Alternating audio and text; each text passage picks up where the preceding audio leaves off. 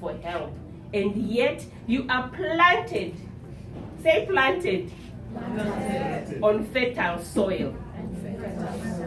You're here in Canada, right? What haven't you got? What haven't you got? Are you sure you don't have money? What haven't you got? So if this is something that could help you, I want you to write it down. And whenever you start feeling that you are getting discouraged, tell yourself that I am planted on fertile soil. You are the seed. And there's only one way that you could go. You germinate. You flourish. The food is there. You've got life coaches. I know Scott is a life coach. You've got friends. You've got economists. You've got bankers. You've got financial advisors. You've got books. So how did I start to write? I had always felt that something was wrong. I went to the UK when I was 23, and I felt that there was something missing. I wasn't happy. But you know what was holding me back? Anyone care to suggest? Yeah. My story. My story was holding me back. I was telling it over and over again in my head. I ran away from home, and whatever feelings and the effects that it had, it made me so unhappy. And then I was invited to write in an anthology. An anthology is a book where more than one person shares a story. And I only shared a chapter. 1,500 words is what changed my life. I shared 1,500 words in an anthology. I shared that story about running away from home. And in that moment, I felt a knot untied. But I also made a declaration. After writing this story, my life will change. So had I not shared that story, I would not be standing here with you today. Because I would still be crying about what happened to me. I would still be having a problem reconnecting with my father, reconnecting with my family. I would still be having those issues. But writing is therapeutic, yes? Yes. Writing creates critical thinking, yes? Yes. Writing helps you grow and change your perspective. And each time you write, you improve. And so when I got that healing, I realized that it was important.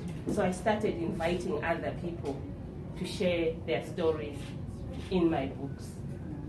I would compile, I would help them, I would coach them, and I would see them grow and flourish. Some of them have gone on to write their own solo books. Some of them have written more than I have. But what they did was to make a decision, was to put the fear down. And after that, I wrote my solo book. So I am asking you to drop the fear. I am asking you to realize that you are planted on fertile soil. You are standing and you are on fertile ground. Nothing should stop you from achieving what you want to achieve. And finally, use your connection, use your network, because people are put in your life for a reason. And the reason we are here is to honor the Swazi community, is to realize that for what we have gained and what we have realized and what we have, we can also help another.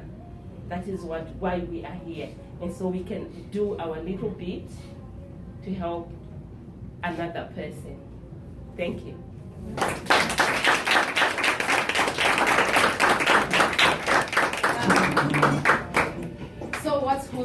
back. Discuss with your neighbor.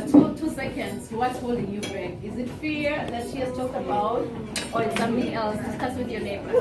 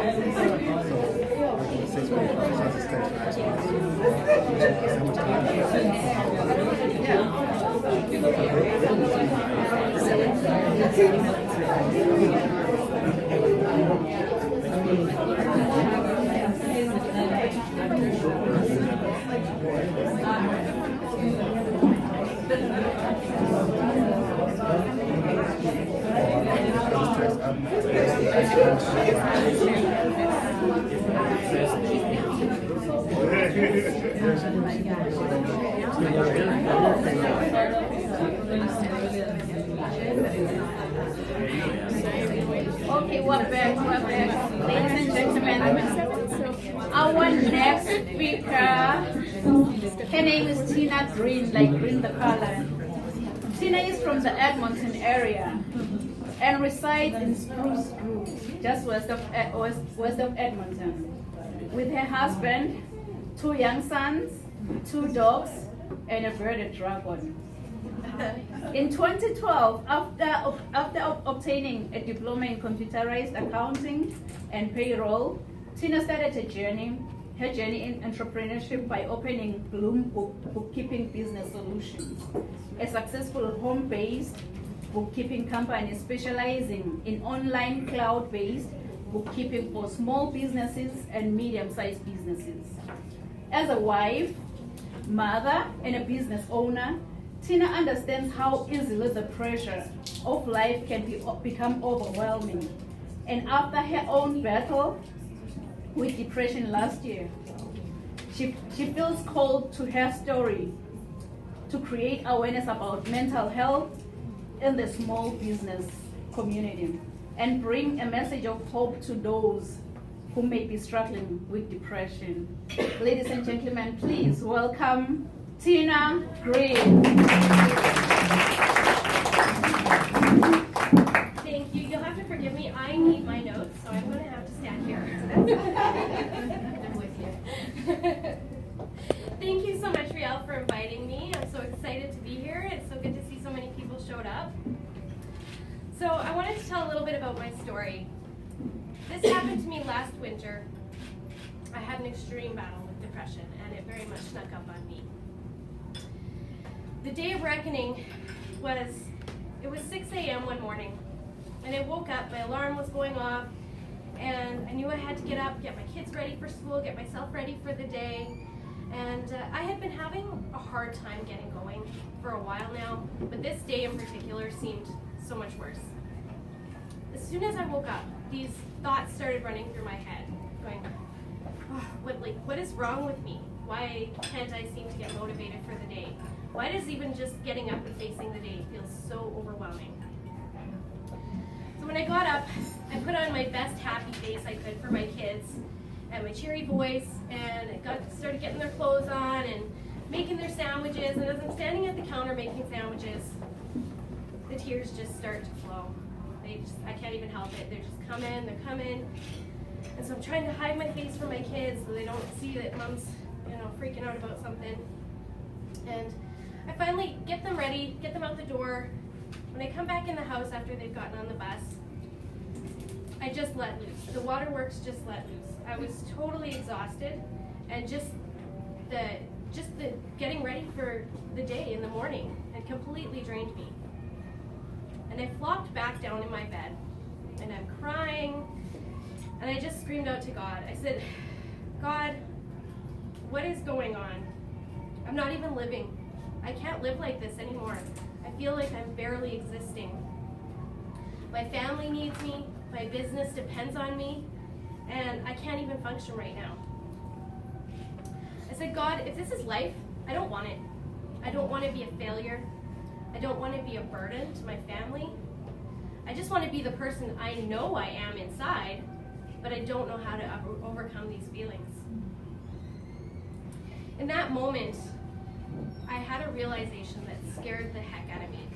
I realized that I had become so disconnected from my life that I didn't even want to live anymore.